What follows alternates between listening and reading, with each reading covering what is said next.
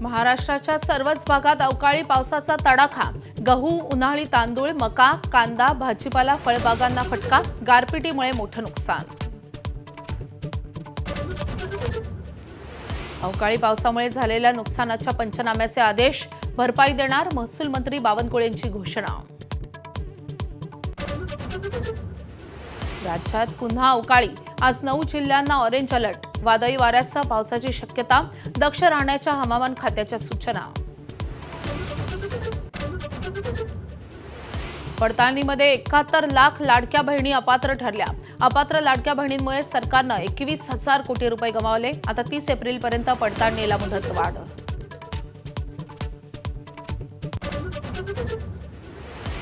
महत्त्वाच्या पुराव्यांसह भोंदू अशोक खरातला आज पुन्हा कोर्टात हजर करणार। दुसऱ्या गुन्ह्यात एसआयटीनं पुन्हा खरातचा ताबा घेतला।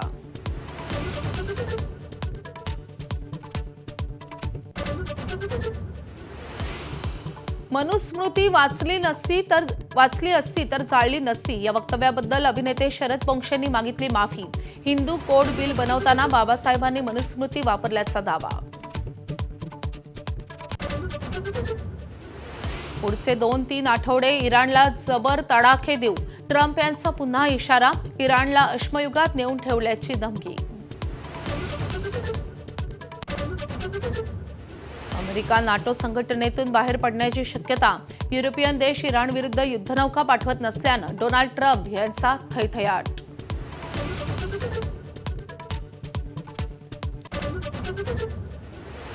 ट्रम्प यांच्या भाषणानंतर आशियातील सर्व शेअर बाजार कोसळले। सेन्सेक्स 1500हून अधिक तर निफ्टी 400हून अधिक अंकांनी घसरले। ट्रम्प यांनी युद्धविराम घोषित न केल्याचा मोठा परिणाम। राजा रवी वर्मांच्या पेंटिंगची 167 कोटी 20 लाख रुपयांना खरेदी। भारतीय कला क्षेत्रात पेंटिंग विक्रीचा नवा विक्रम।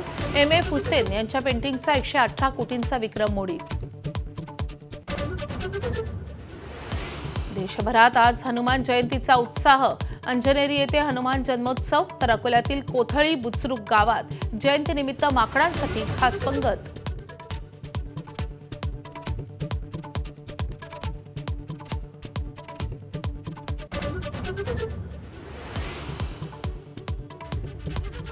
नमस्कार महाराष्ट्र, मी माधवी देसाई या बुलेटिनमध्ये आपलं स्वागत। बुलेटिनच्या सुरुवातीलाच मुंबईकरांसाठी एक मोठी बातमी आहे। मुंबईतल्या 2 मेट्रो मार्गिकांचं लोकार्पण पुन्हा एकदा लांबणीवर पडलेलं आहे। शुक्रवारऐवजी सोमवारी हा उद्घाटन कार्यक्रम होण्याची शक्यता आहे। आसाम, केरळ, तामिळनाडू, पश्चिम बंगाल येथील निवडणुकांसाठी राज्यातील सत्ताधारी पक्षातील बहुतांश नेते प्रचारात व्यस्त असल्यानं कार्यक्रम रद्द करण्यात आल्याची चर्चा आहे। दहिसर ते मीरा भाईंदर मेट्रो 9 मार्गिकेतील दहिसर ते काशीगाव टप्पा 1 आणि अंधेरी पश्चिम ते मंडाळा मानखुर्द मेट्रो 2B मार्गिकेतील डायमंड गार्डन ते मंडाळा टप्पा 1 या मार्गिकेचं लोकार्पण मागील 3 ते 4 महिन्यांपासून रखडलेलं आहे आणि पुन्हा एकदा आता हे उद्घाटन लांबणीवर पडलं आहे। आपले प्रतिनिधी अक्षय भाटकर आपल्या सोबत आहे। अक्षय, केवळ मंत्र्यांना उद्घाटनांना वेळ नाही, त्यामुळे आता मुंबईकरांना या मेट्रोची आणखी प्रतीक्षा करावी लागणार आहे। माधवी, नक्कीच हे बरोबर आहे आणि या संदर्भातलं कारण देखील तेच समोर येतं आहे। कोणतेही ऑफिशियल कारण हे आजपर्यंत आज समोर आलेलं नाहीये, पण हे सांगितलं जातं की जे मंत्री या कार्यक्रमांना उपस्थित राहणार होते, जसे की DCM एकनाथ शिंदे असतील किंवा CM असतील देवेंद्र फडणवीस, इतर जे मंत्री आहेत ते देखील सध्या उपस्थित नाहीयेत, कारण की त्यांना इतर दौरे आहेत, काही राज्याचे दौरे किंवा इतर काही कार्यक्रम आहेत। त्यामुळे हा कार्यक्रम आता शुक्रवारच्या ऐवजी हा थेट आता सोमवारी होणार आहे। 6 तारखेला हा जो कार्यक्रम आहे तो होण्याची शक्यता आता सांगितली जाते आहे आणि सोमवारी जर कार्यक्रम झाला तर त्यावेळी मग हे 2 मेट्रोचे जे टप्पे आता आपण सांगितले ते तर आहेतच, त्यांच्या बरोबरच पॉड टॅक्सी हा जो प्रकल्प आहे त्याचं देखील भूमिपूजन केलं जाणार आहे आणि दुसरीकडे ठाणे बोरिवली हा जो दुहेरी बोगद्याचा प्रकल्प आहे त्याच्या भुयारीकरणाला सुरुवात करण्यात येणार आहे। तर त्याचं देखील उद्घाटन जे आहे त्या भुयारीकरणाचं ते देखील करण्यात येणार आहे। अशा प्रकारे 4 प्रकल्प आहेत, 4 प्रकल्पांचं उद्घाटन होतं किंवा भूमिपूजन होतं, जे आता 3 तारखेच्या ऐवजी पुढे ढकललेलं आहे। प्रशासनाने म्हणजे MMRD असेल, स्थानिक महापालिका असतील, यांनी पूर्णतः तयारी करून ठेवलेली आहे। अक्षरशः सगळीकडे बोर्ड्स देखील लागलेले आहेत, पण आता अचानक 3 तारखेच्या ऐवजी हा कार्यक्रम आता सोमवारी होत असल्यामुळे ही सगळी जी तयारी आहे ती पुन्हा करावी लागणार आहे आणि सोमवारी हा कार्यक्रम ज्यावेळी घेण्यात येईल त्यावेळी देखील पुन्हा सगळी तयारी करून 7 तारखेला कदाचित सगळ्या ज्या मेट्रो आहेत त्या देखील लोकांना वापरण्यासाठी सेवेसाठी उपलब्ध असतील असं सध्या तरी सांगितलं जातंय. नक्कीच आता सोमवारी तरी हे उद्घाटन होईल का हे पाहणं महत्त्वाचं असणार आहे. अक्षय, तुझ्याकडून अपडेट घेत राहू. सध्या धन्यवाद या माहितीसाठी. तर मेट्रोच्या उद्घाटनाचा हा कार्यक्रम पुढे नेमका का ढकलण्यात आलाय आपण ग्राफिक्सद्वारे पाहूयात. तर 2 मेट्रो मार्गिकांचं लोकार्पण पुन्हा लांबणीवर पडलंय. शुक्रवार 3 एप्रिल ऐवजी सोमवारी 6 एप्रिलला हा लोकार्पणाचा कार्यक्रम होईल असा अंदाज वर्तवला जातोय. मेट्रो 9 वरील दहिसर ते काशीगाव टप्पा 1 या मेट्रोचं लोकार्पण लांबणीवर पडलंय. तर मेट्रो 2 डायमंड गार्डन ते मंडाले या टप्प्याचं लोकार्पणही लांबणीवर पडलंय. पॉड टॅक्सी प्रकल्पाचं भूमिपूजनही सोमवारीच होण्याची शक्यता आहे. तर ठाणे ते बोरिवली दुहेरी बोगदा प्रकल्पाचं भुयारीकरणही आता लांबणीवर पडलंय.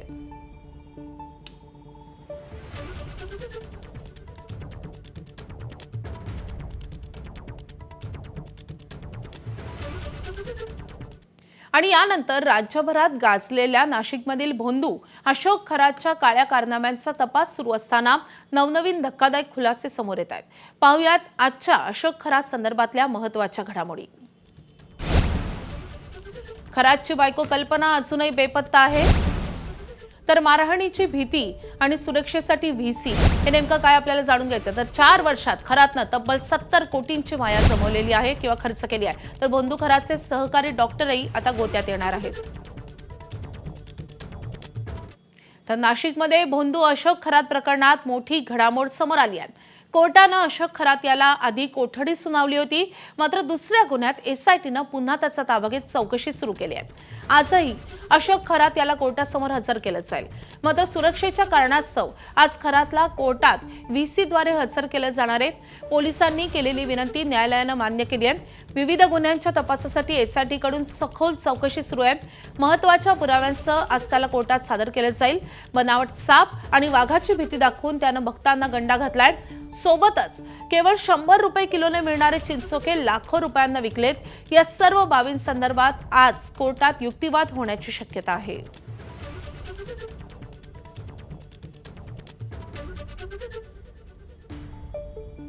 आणखी एक मोठी अपडेट. भोंदू अशोक खरातला आज कोर्टात व्हीसीद्वारे हजर केले जाणार आहे. खरातला व्हीसीद्वारे हजर करण्याची कोर्टात तयारी सुरू झाली आहे. कोर्टानं खरातला व्हीसीद्वारे हजर करण्याची परवानगी दिल्यानंतर कोर्ट रूममध्ये आता त्याची तयारी सुरू झालेली आहे.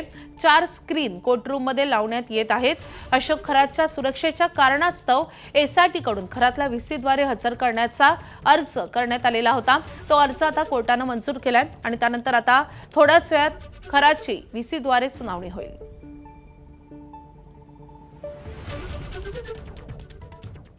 तर अशोक खरातचे काळे कारनामे दिवसेंदिवस समोर येत आहेत. एसआयटीच्या चौकशीतून अशोक खरातची गेल्या 4 वर्षातील कुंडलीच बाहेर काढण्यात आली आहे. यात अशोक खरातचे आर्थिक साम्राज्य पाहून पोलिसांनाही धक्का बसलाय. अशोक खरात प्रकरणी सुरू असलेल्या तपासात एक महत्त्वाची माहिती समोर आली आहे. यानुसार नाशिक, पुणे आणि अहिल्यानगर या 3 महत्त्वाच्या जिल्ह्यांमध्ये अशोक खरातनं विविध मालमत्तांची मोठी खरेदी केल्याचंही समोर आलंय. अशोक खरातनं 4 वर्षात 70 कोटींची बेनामी मालमत्ता जमवल्याचं एसआयटी तपासात उघड झालंय. विशेष म्हणजे खरातनं सगळे व्यवहार रोख पैशात केलेत. 3 दिवसात खरातच्या बँक खात्यांची 3 वेळा तपासणी करण्यात आली आहे, अशी माहिती सूत्रांनी दिली आहे. मोबाईल डेटा, महत्त्वाच्या पुराव्यांसह या व्यवहारांची उकल झाली आहे. नाशिकच्या बंगल्यावर आणि ऑफिसात काम केलेल्यांना खरातनं तब्बल 25 लाख रोख दिल्याचंही तपासात समोर आलंय.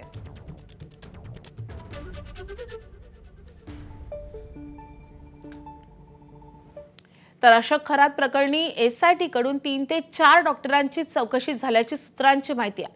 नाशिकमधल्या बडा डॉक्टरची चौकशी झाल्याची माहिती समोर येते. खरातनं याच डॉक्टरांकडून सल्ला घेऊन ओशनोजल याच्या नावाखाली गुंगी येणारी औषधं आणि वेदनाशामक गोळ्या महिलांना दिल्याची सूत्रांची माहिती आहे. महिलांना गर्भपाताच्या गोळ्या देणाऱ्या डॉक्टरांची देखील एसआयटीकडून चौकशी झाल्याची माहिती समोर येते आहे. तर या प्रकरणी आणखी एक मोठी अपडेट. भोंदू अशोक खरातचा 4 वर्षांपूर्वीचा आणखी एक कारनामा समोर आलाय. 2022 मध्ये विकास दिवटेला आत्महत्येस प्रवृत्त केल्याचा गुन्हा आता दाखल झालाय. सायन्स संस्थांच्या नोकरीतून काढून टाकू, जीवे मारू अशी खरातनं धमकी दिलेली होती. मानसिक त्रासाला कंटाळून विकास दिवटेंनी गळफास घेऊन आत्महत्या केली होती. दिवटेच्या सासरच्या मंडळींसह भोंदू अशोक खरातवर गुन्हाही दाखल झाला होता. मयताचे भाऊ राजेंद्र दिवटेंच्या तक्रारीनंतर खरात विरुद्ध गुन्हा दाखल झाला होता. पत्नीसोबतच्या वादात सासरच्या मंडळींचा खरातनं त्रास दिल्याचा आरोप दिवट्यानं केलेला होता. दोषारोप पत्रातून मात्र अशोक खरातचं नाव पोलिसांनी वगळल्याचं धक्कादायक वास्तवही समोर आलंय. आपले प्रतिनिधी नितीन ओझा आपल्या सोबत आहेत. नितीन, नेमकं हे प्रकरण काय? माझी निश्चित जर पाहिलं तर अशोक खरात जो हा भोंदू आहे त्याच्या अनेक आता कारनामे समोर येतात. आणि हे कारनामे समोर येतानाच शिर्डी पोलीस ठाण्यात 2022 मध्ये एका साई संस्थांच्या कर्मचाऱ्याच्या आत्महत्येला प्रवृत्त केल्याबद्दल त्याच्यावर गुन्हा दाखल झाला होता. आणि एकूणच जर पाहिलं तर जो मयत आहे त्याच्या भावानं ही फिर्याद त्या 2022 मध्ये दिली होती. त्यानंतर त्याचं चार्जशीट ज्यावेळेस कोर्टात हजर करण्यात आलं त्यात मात्र या भोंदूचं नाव वगळण्यात आलेलं आहे. इतर लोकांवर आजही न्यायालयीन प्रक्रियेत सगळी केस सुरू आहे. मात्र 2022 मध्ये हा जो भोंदू खरात आहे हा या व्यक्तीला, जो मयत व्यक्ती आहे ज्याने आत्महत्या केली, त्याला सामावून काढण्याची धमकी देत होता. त्याच्या कुटुंबाला धमकत असल्याची माहिती सगळी देत होता. एकूणच मानसिक त्रासाला कंटाळून त्यावेळेस माझ्या भावानं गळफास घेऊन आत्महत्या केल्याची फिर्याद त्यावेळेस त्याच्या भावानं दिली होती. आणि आता या सगळ्या प्रकरणात जे सत्य समोर येते की जे चार्जशीट कोर्टात गेलं त्यात मात्र अशोक खरात याचं नाव वगळण्यात आलंय. नेमकं ते नाव का वगळण्यात आलं, तत्कालीन जे आयोवा अधिकारी आता त्यांच्या संदर्भात आपल्याला पोलिसांकडून ती माहिती मिळू शकेल. मात्र प्राथमिक माहिती जी आता समोर आली ती अत्यंत धक्कादायक आहे की फिर्यादीत असलेलं नाव चार्जशीट मध्ये वगळण्यात आलंय. आता यावर नेमकं फिर्यादी असतील किंवा पोलीस काय प्रतिक्रिया देतात ते पाहणं महत्वाचं आहे. माधवी, धन्यवाद नितीन या सगळ्या सविस्तर माहितीसाठी.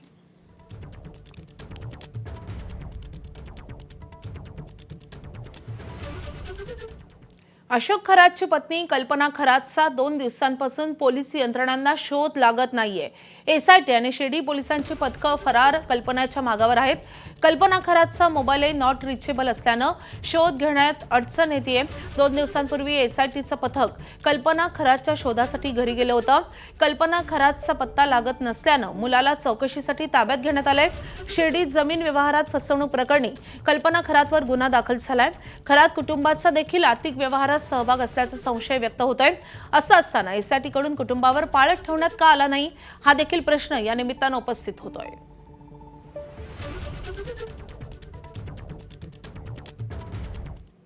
दरम्यान अशोक खरात प्रकरणावर महसूल मंत्री चंद्रशेखर बावनकुळे यांनी नेमकी काय प्रतिक्रिया दिली आहे आपण पाहूयात. पोलीस योग्य पद्धतीने तपास करत आहे आणि सर्व बाजूनी तपास करत आहे. पोलिसांकडे ज्या ज्या माहिती येत आहे त्याच्या आधारावर पोलीस काम करत आहे. अजून काही कुणाकडे ॲडिशनल माहिती असेल तर ते पोलिसाला दिली अजून तपासाला चांगली चालना मिळेल. माननीय मुख्यमंत्र्यांनी स्वतः खरात प्रकरणामध्ये कुठल्याही पद्धतीने या ठिकाणी कुठली बारीकी सोडू नका, कुठेही त्या ठिकाणी कुठेही काही हेतू हे राहू नये याची काळजी घ्या. आता वळूयात पुढच्या अतिशय महत्त्वाच्या बातमीकडे. पडताळणीमध्ये 71 लाख लाडक्या बहिणी अपात्र ठरल्यात. 20 महिने 71 लाख अपात्र लाडक्या बहिणी या योजनेचा लाभ घेत होत्या. हे धक्कादायक गोष्ट समोर आली आहे. अपात्र लाडक्या बहिणींमुळे सरकारनं तब्बल 21,000 कोटी रुपये गमावलेले आहेत. आतापर्यंत 1,90,00,000 लाभार्थ्यांकडून ई-केवायसी पूर्ण करण्यात आली आहे. तर 1,75,00,000 लाडक्या बहिणी पात्र ठरलेल्या आहेत. दरम्यान लाडक्या बहिणींच्या ई-केवायसीला महिनाभराची मुदतवाढ मिळाली आहे. आता 30 एप्रिलपर्यंत पडताळणीला मुदतवाढ देण्यात आली आहे.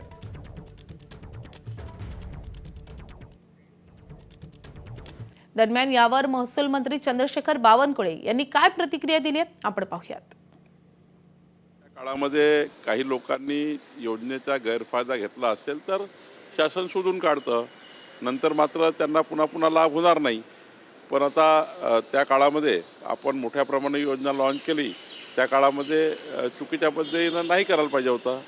पण काही लोकांनी घेतला असेल तर आता पुढे त्या अपात्र झाल्या असेल तर पुढे लाभ मिळणार नाही. वळत पुढच्या बातमीकडे. विधान परिषदेच्या 9 जागा 13 एप्रिलला रिक्त होत आहेत. एप्रिलच्या दुसऱ्या आठवड्यात निवडणुका जाहीर होण्याची शक्यता आहे. दरम्यान भाजपात विधान परिषदेसाठी इच्छुकांची मोर्चेबंधणी सुरू झाली आहे. विधान परिषदेसाठी भाजपच्या वाट्याला 4 जागा येणार आहेत. मात्र अनेक इच्छुकांची भाऊगर्दी झाली आहे. राज्यसभेसाठी संधी न मिळालेल्यांनी आता विधान परिषदेसाठी मोर्चेबंधणी सुरू केली आहे. इच्छुकांमध्ये केशव उपाध्ये, माधवी नाईक, रणजितसिंह निंबाळकर, राम सातपुतेंसोबतच आणखी काही जण आहेत. रणजितसिंह मोहिते पाटील, संदीप जोशी, दादाराव केतसे आणि संजय केडेकर यांच्या जागा रिक्त होत आहेत. अशात यांच्यातूनच पुन्हा कुणाला संधी मिळते का हे पाहणंही महत्त्वाचं असेल.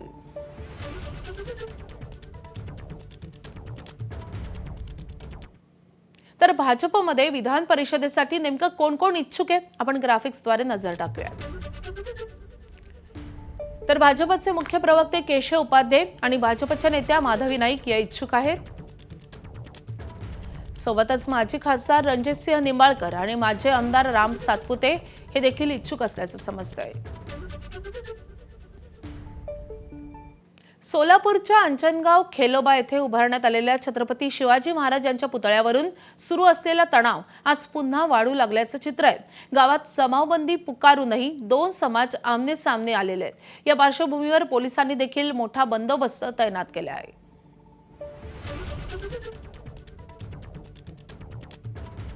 अंजनगाव खेलोबा पुतळा प्रकरणी आता गावात पुन्हा एकदा तणावाची परिस्थिती निर्माण व्हायला लागलेली आहे. गावाला पोलीस छावणीचं स्वरूप प्राप्त झालेलं आहे. सध्या गावात जमावबंदीचे आदेश लागू केले असले तरी मोठ्या संख्येने एका बाजूला एका समाजाचे लोक आणि दुसऱ्या मंदिरात दुसऱ्या समाजाचे लोक आमने सामने आलेले आहेत. खूप मोठा पोलीस बंदोबस्त आहे. जमावबंदी आदेश लागू आहे. मात्र अजूनही याच्यावरचा अधिकृत तोडगा न निघाल्यामुळं ही जी परिस्थिती आहे ही अशीच तणावपूर्ण आहे. सध्या तरी सर्वत्र शांतता असली तरी मोठ्या संख्येने जमाव दोन्ही बाजूंनी जमा झालेले आहेत आणि पोलिसांचाही बंदोबस्त मोठ्या प्रमाणात आहे. मात्र आता वरिष्ठ पोलीस अधिकारी आणि महसूलचे अधिकारी आल्यानंतर शांतता कमिटीची बैठक होण्याची शक्यता आहे. यासाठी माढ्याचे शरद पवार गटाचे आमदार अभिजित पाटील सुद्धा पोहोचणार आहेत इथं. आणि याचबरोबर काल ज्यांनी ह्याच्यामध्ये मध्यस्थी केली होती ते पोलीस अधीक्षक अतुल कुलकर्णी आणि इतर महसूल अधिकारी पोहोचतील. मात्र अजूनही इथं न पोहोचल्यामुळं अशा पद्धतीचा तणाव निर्माण झालेला आहे आणि दोन्ही बाजूला 2 जमाव समोरासमोर आहेत आणि मध्ये पोलीस आहेत आणि एका बाजूला हा राष्ट्रीय मार्ग असल्यामुळं वाहतूकही मोठ्या प्रमाणात आहे. मात्र अशा परिस्थितीत आता लवकर तोडगा यातनं निघावा अशीच अपेक्षा गावकरी व्यक्त करीत आहेत. कॅमेरामन सचिन दाढीसह सुनील दिवाण, एबीपी माझा, अंजनगाव खेलोबा माढा. आणखी एक मोठी बातमी येते. शिंदेंच्या शिवसेनेच्या डिनरला ठाकरेंचे खासदार उपस्थित होते. शिंदेंच्या शिवसेनेची डिनर डिप्लोमसी झालेली आहे. प्रतापराव जाधव यांच्या डिनरला ठाकरेंचे खासदार नागेश आष्टीकर आणि संजय देशमुख हे उपस्थित होते. केंद्रीय मंत्री प्रतापराव जाधव यांनी हे डिनर आयोजित केलेलं होतं. ऑपरेशन टायगरच्या चर्चा सुरू असतानाच नागेश आष्टीकर आणि संजय देशमुख यांनी जाधव यांच्या स्नेहभोजनाला उपस्थिती लावली आहे आणि यामुळे पुन्हा एकदा चर्चा सुरू झाल्या आहेत. या डिनर डिप्लोमसीचे फोटोही समोर आलेले आहेत. ठाकरेंचे 2 खासदार शिंदेंच्या शिवसेनेच्या या डिनरला उपस्थित होते. आपले प्रतिनिधी सोमेश कोलगे आपल्या सोबत आहेत. सोमेश, काय माहिती आहे आणि या खासदारांचं यावर काही स्पष्टीकरण आलंय का? नाही, दिल्लीमध्ये सर्वसाधारणपणे असं स्नेहभोजनाचे कार्यक्रम आयोजित होतात आणि त्यावेळी या स्नेहभोजनाच्या कार्यक्रमांना सर्व पक्षीय खासदार जात असतात. पण पूर्वी ठाकरेंच्या खासदारांनाच एक कुठेतरी या सगळ्या विषयांवरून मनाई केली गेली अशाही चर्चा झाल्या होत्या. आणि आता जर आपण वस्तुस्थिती पाहिली तर कालच्या प्रतापराव जाधव यांच्या डिनरला सुद्धा हे खासदार गेलेत. तर त्यावेळी एक प्रश्न स्वाभाविक निर्माण झाला की जर मोहित कंबोज यांच्या घरी आदित्य ठाकरे वाढदिवसाच्या एखाद्या पार्टीला जाऊ शकतात आणि ती राजकीय संस्कृती असेल तर मग खासदारांनी एकमेकांच्या घरी जेवणात जाण्यामध्ये काय गैर आहे असे प्रश्नही उपस्थित झाले होते. आणि त्या अनुषंगाने लगेचच काल प्रतापराव जाधवांच्या घरी जे स्नेहभोजन होतं त्याला उद्धव बाळासाहेब ठाकरेंचे अनेक खासदार उपस्थित होते असं कळतंय. नक्कीच आता यामुळे चर्चा तर होणारच आणि या अनुषंगाने आता हे खासदार काय स्पष्टीकरण देतात का हे जाणून घेणे तितकंच महत्त्वाचं असणार आहे. सोमेश, मात्र ज्या काही ऑपरेशन टायगरच्या चर्चा सुरू आहेत या पार्श्वभूमीवर अर्थातच या संदर्भात चर्चा होणार आहे. नागेश आष्टीकर आणि संजय देशमुख हे दोन खासदार या डिनर डिप्लोमसीला उपस्थित होते. त्याचे फोटोही समोर आलेले आहेत.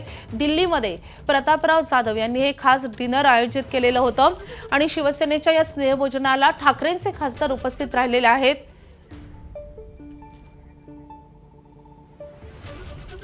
तर स्वतः नागेश आष्टीकर आपल्या सोबत आहेत.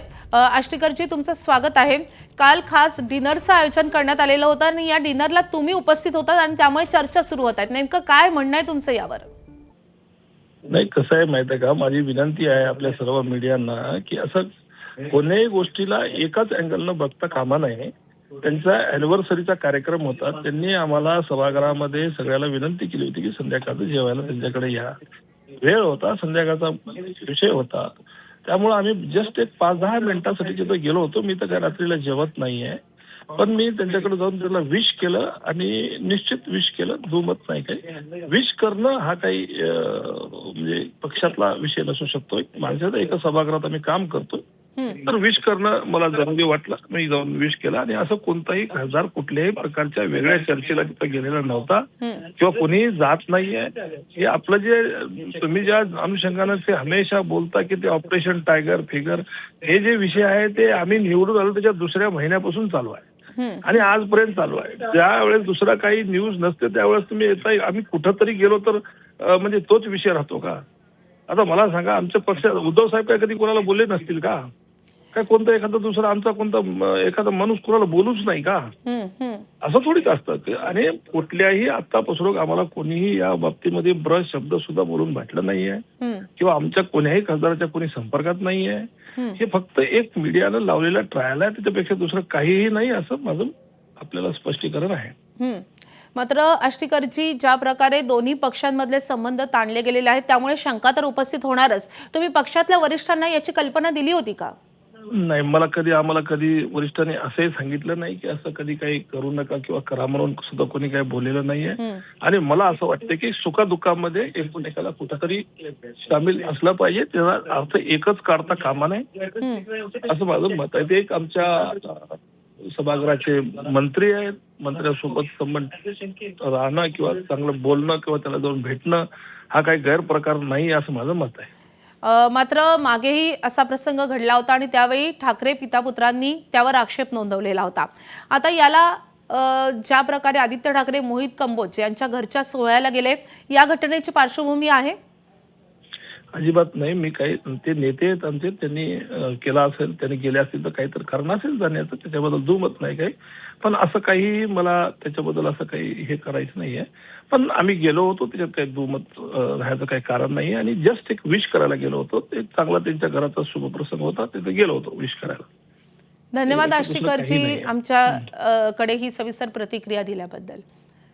तर हे होते नागेश आष्टीकर, जे शिवसेनेच्या या डिनर डिप्लोमसीला उपस्थित होते आणि त्यामुळेच आता विविध शंका, चर्चा उपस्थित होत आहेत. तर यात कोणतंही राजकारण नाही, केवळ शुभेच्छा देण्यासाठी गेलं होतं असं स्पष्टीकरण आष्टीकर यांनी दिलेलं आहे. कुणाला शुभेच्छा देण्यासाठी जाण्यात काहीही गैर नाही असं आष्टीकर यांचं म्हणणं आहे.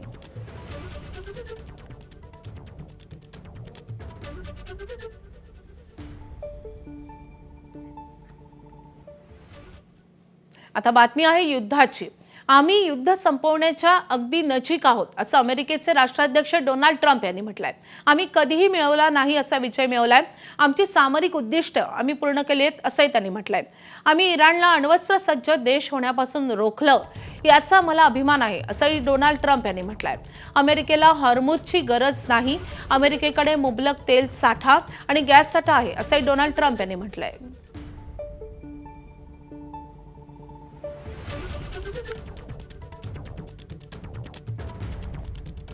In just 1 month since the United States military began Operation Epic Fury, targeting the world's #1 state sponsor of terror, Iran. In these past 4 weeks, our armed forces have delivered swift, decisive, overwhelming victories on the battlefield. Victories like few people have ever seen before. Tonight, Iran's Navy is gone. Their air force is in ruins. Their leaders, most of them terrorist regime they led, are now dead. Their command and control of the Islamic Revolutionary Guard Corps is being decimated as we speak. Their ability to launch missiles and drones is dramatically curtailed, and their weapons, factories, and rocket launchers are being blown to pieces. Very few of them left. Never in the history of warfare has an enemy suffered such clear and devastating large-scale losses in a matter of weeks. पुण्यातील सावित्रीबाई फुले विद्यापीठात अभाविपचं आंदोलन सुरू झालंय. विद्यापीठात गेल्या काही दिवसांअगोदर एका विदेशी विद्यार्थिनीवर अत्याचार झाले होते. त्या विरोधात हे आंदोलन केलं जातंय. विद्यार्थिनी विद्यापीठात सुरक्षित आहेत का असा सवाल या निमित्तानं उपस्थित केला जातोय. विद्यापीठाच्या मुख्य द्वारावर सुरक्षा रक्षकांचा बंदोबस्त तैनात करण्यात आलेला आहे. या आंदोलन करणाऱ्या विद्यार्थ्यांनी आतमध्ये घुसण्याचा प्रयत्न करू नये यासाठी हा बंदोबस्त लावण्यात आलाय.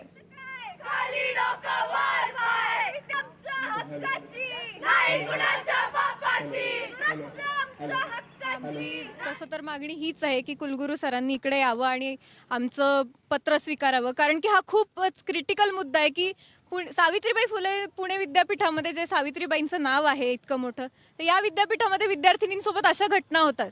तर त्यामुळे आमची हीच मागणी आहे की त्यांनी इथं यावं आणि आमच्या सुरक्षिततेशी आम्हाला खात्री द्यावी. डिलिव्हरी बॉयनीच विद्यार्थिनीची छेड काढली गेली होती किंवा अश्लील कृत्य केले गेले होते. तर या सर्व विषयात वारंवार मुलींनी विद्यापीठाला सांगितलं होतं, त्या रेक्टरला सांगितलं होतं, डायरेक्टरला सांगितलं होतं, तरी विद्यापीठ प्रशासनाने हा प्रकरण पूर्ण दाबण्याचा प्रयत्न केला. आज भी जब कोई लड़की अपने इन टाइम के पहले हॉस्टल के बाहर अगर वॉक कर रही है, खाना खाने जा रही है, तभी भी उसे छेड़ा जाता है.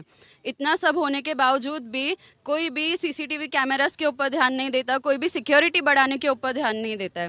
जब इंटरनेशनल हॉस्टल में ये घटना घटी तब पहले भी एक लड़की को चुप कराया गया था और अब ये दूसरी बार उनका प्रयोग था उन्हें चुप कराने का.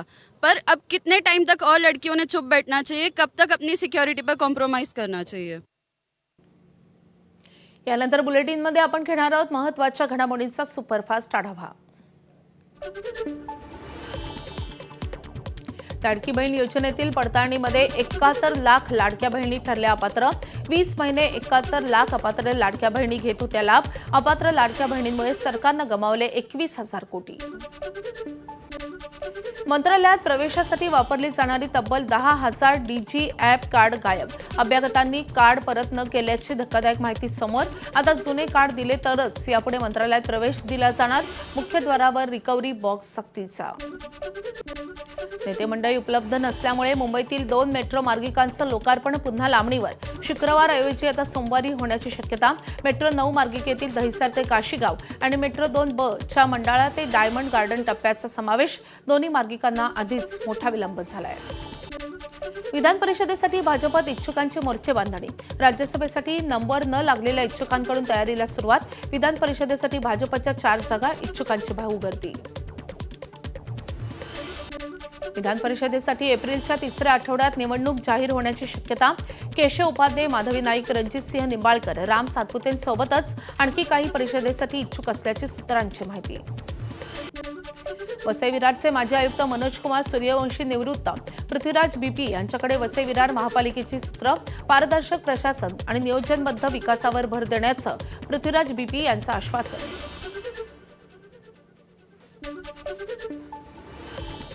महानगरपालिकेमध्ये काम केलेलं आहे त्याच्यामुळे की आपल्याला जे शहरामध्ये बेसिक सर्व्हिसेस असतात जे नागरिकांना आपण प्रोव्हाइड करतो, तर ते बेसिक सर्व्हिसेसमध्ये क्वालिटीचा इम्प्रूव्हमेंट असला पाहिजे.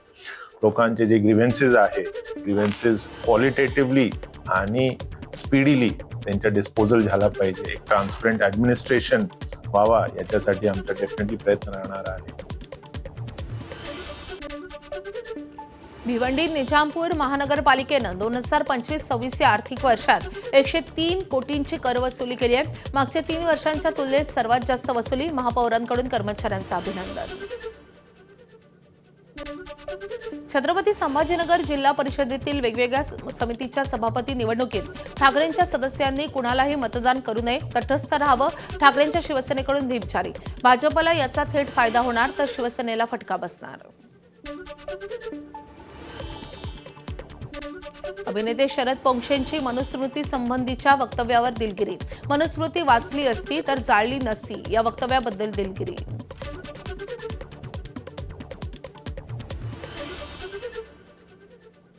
आता बाबासाहेबांनी नंतर जेव्हा मनुस्मृती जाळल्यानंतर हिंदू कोड बिल बनवताना मनुस्मृतीचा वापर त्यांनी उपयोग करून घेतलेला आहे. मनुस्मृती ही आधाराला घेतलेली आहे, ही त्यांनी स्वतः लिहिलेलं आहे. पण तरीसुद्धा मनुस्मृती जर मूळ वाचली असती तर ती जाळली नसती, या वक्तव्यामुळं जर कोणी दुखावले गेले असतील तर मी त्यांची क्षमा मागतो. मी दिलगिरी व्यक्त करतो मनापासून. मुंबईतील श्री सिद्धिविनायक गणपती मंदिर न्यासाचं 2026-27चं अर्थसंकल्पीय अंदाजपत्रक जाहीर. न्यासाचं वार्षिक उत्पन्न विक्रमी 182 कोटींच्या घरात. न्यासाच्या वार्षिक उत्पन्नात मागील वर्षाच्या तुलनेत 35% वाढ.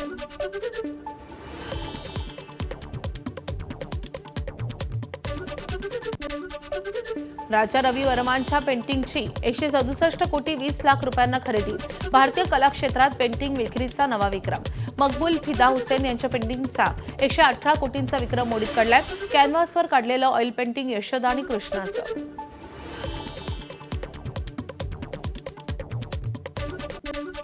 उन्हाळ्यासाठी मध्य रेल्वेकडून सीएसएमटी मडगाव दरम्यान 20 विशेष रेल्वे गाड्या.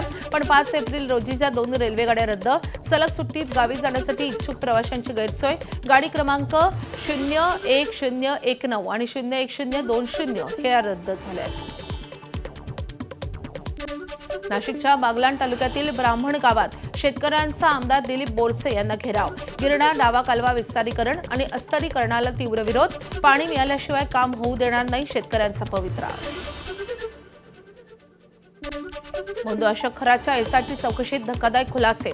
खरातकडून 4 वर्षात 70 कोटींच्या प्रॉपर्टीची खरेदी. नाशिक, पुणे, अहिल्यानगरमध्ये खरातनं केली मोठी गुंतवणूक, सूत्रांची माहिती. अशोक खरातनं सारे व्यवहार रोख पैशात केले, सूत्रांची माहिती. 3 दिवसात अशोक खरातच्या बँक खात्यांची 3 वेळा तपासणी. मोबाईल डेटा, महत्त्वाच्या पुराव्यांच्या आधारे व्यवहारांची उकल. बंधू अशोक खरातवर सरकारवाडा पोलीस ठाण्यात गुन्हा दाखल. महिलेवर अत्याचार करून तिचा गर्भपात केल्याप्रकरणी गुन्हा दाखल. तांब्याच्या भांड्यातील पाणी पाजून खरात महिलेवर करायचा अत्याचार. महिलेला गर्भपाताच्या गोळ्या खाऊ घालून गर्भपात केल्याचा खरातवर आरोप. खरातनं गोळ्या कुठून आणल्या, कोणता डॉक्टर आणि मेडिकल दुकानदार खरातच्या नियमित संपर्कात होता, याचाही तपास होणार. खरात प्रकरणात नाशिकमधल्या बड्या डॉक्टरांची चौकशी झाल्याची माहिती. महिलांना गर्भपाताच्या गोळ्या देणाऱ्या 3 ते 4 डॉक्टरांची एसआयटी चौकशी. डॉक्टरांच्या सल्ल्यानं उष्णजल आणि गुंगीची औषधं दिल्याची माहिती. बंधू अशोक खरातची पत्नी कल्पना खरातचा अजूनही शोध नाही. एसआयटी आणि शिर्डी पोलिसांची पथकं फरार कल्पनाच्या मागावर. कल्पना खरातचा फोनही नॉट रिचेबल असल्यानं शोधण्यात अडचणी. वसईतील भोंदूबाबा ऋषिकेश वैद्यचा विकृत चेहरा उघड. महिलेवर अत्याचार करत अश्लील फोटो व्हिडिओ पाठवून द्यायचा त्रास. या प्रकरणी पुण्याच्या मांजरी पोलिसांकडून पुढील तपास सुरू.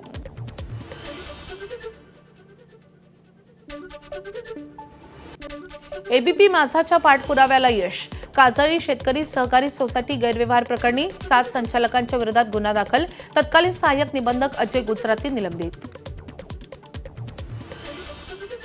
तरी ही पोलिसांचे. आणि छत्रपती संभाजीनगरमधून एक मोठी बातमी येते. संभाजीनगरमध्ये ठाकरे गटात मोठी फूट पडलेली आहे. जिल्हा परिषदेच्या विशेष समित्यांच्या निवडणुकीत व्हीप झुगारण्यात आलाय. निवडणुकीपासून दूर राहण्याचा अंबादास दानवेंकडून व्हीप बजावण्यात आला होता. मात्र कृष्णा डोणगावकर निवडणूक लढवण्यावर ठाम आहेत. त्यांनी अर्जही दाखल केलाय. कृष्णा डोणगावकर आता खासदार भुमरेंच्या भेटीला दाखल झालेत. भाजपशी युती होत शिवसेनेनं मदत करावी असं डोणगावकरांनी आवाहन केलेलं आहे. त्यामुळे आता पक्षाचा व्हीप झुगारण्यात आलेला आहे. त्यामुळे छत्रपती संभाजीनगरात पक्षात मोठी फूट पडल्याचं दिसतंय. आपले प्रतिनिधी कृष्णा केंडे आपल्या सोबत आहेत. कृष्णा, नेमकं काय घडलंय? छत्रपती संभाजीनगरच्या जिल्हा परिषदेच्या सभापती पदासाठीची निवडणूक आज होते आणि त्यासाठी खरं तर उद्धव ठाकरे यांच्या शिवसेनेने कुणाला मतदान करू नये असा व्हीप काढला होता. मात्र हा व्हीप झुगारून कृष्णा डोणगावकर यांनी अर्ज खरेदी केलेला आहे आणि आपल्याला पाठिंबा द्यावा यासाठी ते थेट एकनाथ शिंदे यांच्या शिवसेनेकडे गेलेत. तुमचं भाजपचं पटत नाहीये तर तुम्ही गैरहजर न राहता तुम्ही मला मतदान करा, अशा प्रकारची त्यांचं म्हणणं आहे. आता या सभापती पदासाठी उद्धव ठाकरेंच्या शिवसेनेला एकनाथ शिंदे यांची शिवसेना मदत करते का हे देखील पाहणं महत्त्वाचं आहे. मात्र असं जरी असलं तरी छत्रपती संभाजीनगरच्या जिल्हा परिषदेच्या निवडणुकीत शिवसेना आणि भाजपा यामध्ये अंतर किती वाढलंय हे दर्शवणारी ही घटना आहे आणि त्यामुळे आज नेमकं काय घडतं हे पाहणं महत्त्वाचं आहे. कृष्णा डोणगावकर यांनी अर्ज खरेदी केलाय. 12 वाजेपर्यंत त्यांना तो दाखल करायचा आहे. ते पाठिंबा मागण्यासाठी शिवसेनेकडे गेलेत. आता नेमकी यात काय समीकरणं जुळतात हे आपल्याला दुपारी 2 वाजता कळेल. नक्कीच या संदर्भात आणखी काही घडामोडी घडू शकतात, त्यामुळे तुमच्याकडून वेळोवेळी या संदर्भातले अपडेट जाणून घेत राहू. सध्या धन्यवाद कृष्णा या सगळ्या सविस्तर माहितीसाठी.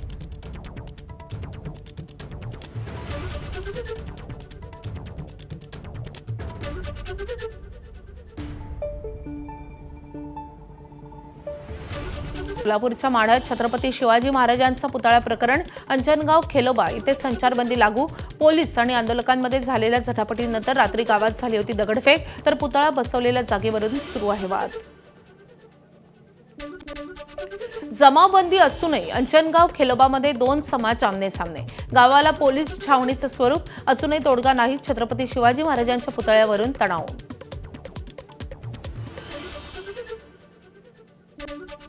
सोलापूरच्या माढा तालुक्यातील अंजनगाव खेलोबा इथे तणाव निवळला.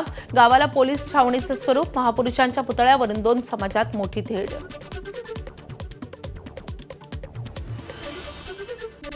अंजनगाव खेलोबाकडे निघालेले ओबीसी नेते लक्ष्मण हाके आणि त्यांच्या सहकाऱ्यांना पंढरपूर जवळ पोलिसांनी ताब्यात घेतलं. गावातील वादावर तोडगा निघत असताना वाद चिघळू नये म्हणून प्रशासनाचं पाऊल.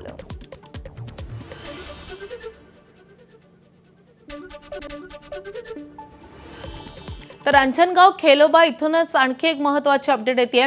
अंजनगाव खेलोबा इथे आता धनगर समाज आक्रमक झालाय. पुतळ्याच्या समोर उतरून शेकडो धनगर बांधवांनी रास्ता रोको आंदोलन सुरू केलेलं आहे आणि त्यामुळे आता परिसरात तणावपूर्ण असं वातावरण निर्माण झालंय. तर सोलापूरच्या अंजनगाव खेलोबा इथे हा सगळा संघर्ष सुरू आहे, वाद सुरू झालेला आहे. छत्रपती शिवरायांच्या पुतळ्यासमोर उतरून शेकडो धनगर बांधवांनी रास्ता रोको आंदोलन केलं.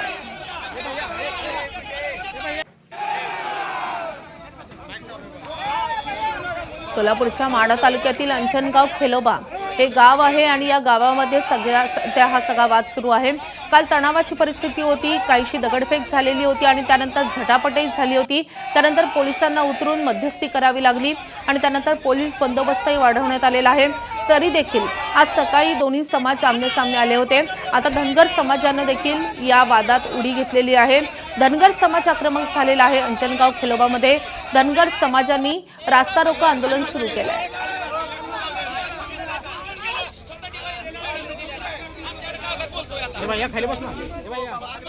अंजनगाव खेलोबाकडे निघालेले ओबीसी नेते लक्ष्मण हाके आणि त्यांच्या सगळ्या सहकाऱ्यांना पंढरपूर जवळ पोलिसांनी ताब्यात घेतलेलं होतं. गावातील वादावर तोडगा निघत असताना हा वाद आणखी चिघळू नये यासाठी प्रशासनानं हाके आणि त्यांच्या सहकाऱ्यांना ताब्यात घेतलेलं होतं. असं असताना तिकडे धनगर समाज मात्र आक्रमक झालेला आहे. समाज बांधवांनी रास्ता रोको आंदोलनाला सुरुवात केली आहे.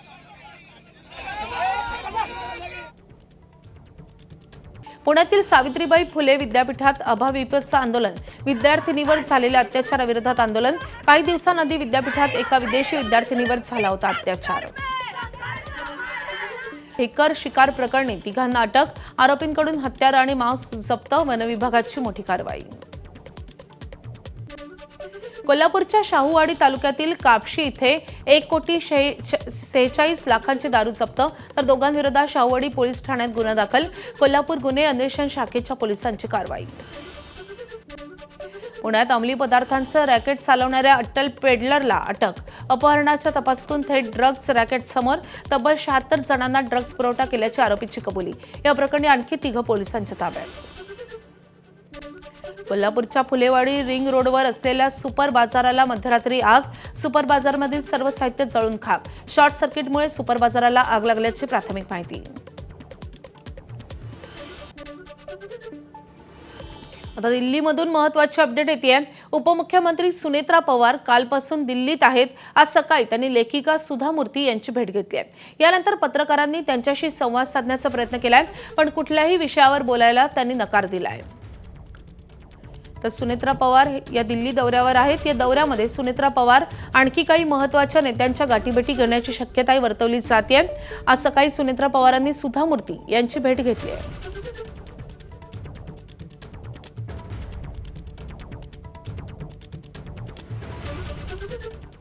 बातमी आहे नागपूरमधून. नागपूर जिल्ह्याच्या रामटेक येथील मंदिरांवर वीज कोसळल्यानं मंदिरांच्या कळसाचं नुकसान झालेलं आहे. काल रात्री जिल्ह्यात अनेक भागात वादळी वाऱ्यासह विजांच्या कडकडाटासह पाऊस झालाय. यावेळी श्री तिळभांडेश्वर मंदिराच्या परिसरात वीज कोसळलेली आहे. यामुळे जीवितहानी झाली नसली तरी मंदिराचं मात्र मोठं नुकसान झालेलं आहे. मंदिराच्या कळसावरच वीज कोसळलेली आहे आणि त्यामुळे मंदिराच्या कळसाचं नुकसान झालं आहे.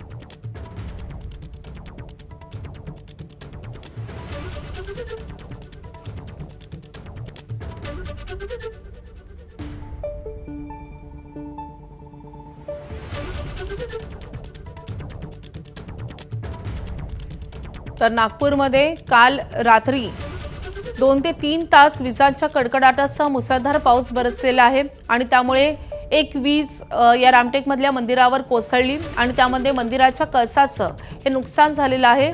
नागपूरच्या रामटेकमधली ही दृश्य आपण पाहतोय. सुदैवानं जीवितहानी झाली नाहीये, मात्र मंदिराचं नुकसान झालेलं आहे. मंदिराच्या परिसरातच ही वीज कोसळलेली आहे.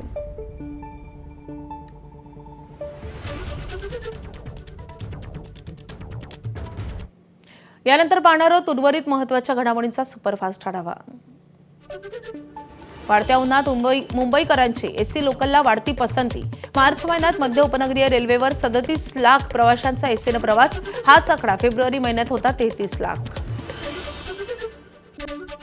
गोंदिया शहरवासियांची तहान भागवणारं सालेकसा तालुक्यातील पुजारी टोला धरण. एप्रिल महिन्याच्या सुरुवातीलाच वैनगंगा नदीची पाण्याची पातळी खालावली. पुजारी टोला धरणाचं पाणी वैनगंगा नदीत सोडणार. जलजीवन प्राधिकरणाची उपाययोजना. वसई विरारमध्ये सूर्या योजनेचा पाणीपुरवठा 7 दिवस बंद. MMRDA कडून तांत्रिक कामांसाठी पुरवठा बंद. 4 एप्रिलला विरार, 5 एप्रिलला नालासोपारा, 6 एप्रिलला नवघर वसई, 7 ते 10 एप्रिल दरम्यान पुन्हा त्याच भागांमध्ये टप्प्याटप्प्यानं पाणीपुरवठा बंद. कोल्हापुरात अवकाळी पावसामुळे शेतीचं नुकसान. फळभाज्या, पालेभाज्यांसह कलिंगडाचंही नुकसान. मराठवाड्यात मागील 2 दिवसात झालेल्या गारपीट आणि अवकाळी पावसामुळे 122 गावातील 5409 शेतकऱ्यांना फटका. 3261 हेक्टरवरील शेती पिकांचं नुकसान.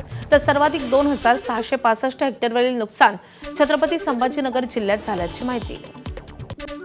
धाराशिव जिल्ह्यातही अवकाळीचा तडाखा. वादळी वारा आणि गारपिटीमुळे आंब्याला मोठा फटका.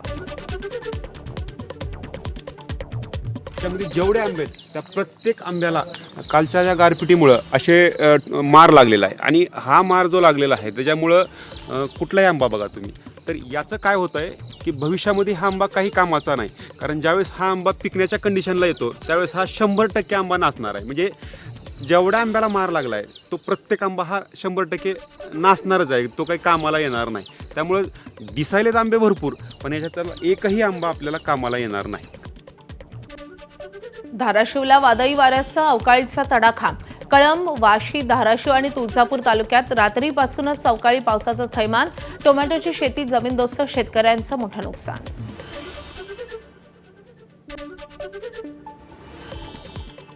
नागपूर जिल्ह्याला मध्यरात्री अवकाळी पावसानं झोडपलं. सलग 2 तास झालेल्या या पावसानं पालेभाज्यांचं मोठं नुकसान. एबीपी माझा, उघडा डोळे बघा नीट.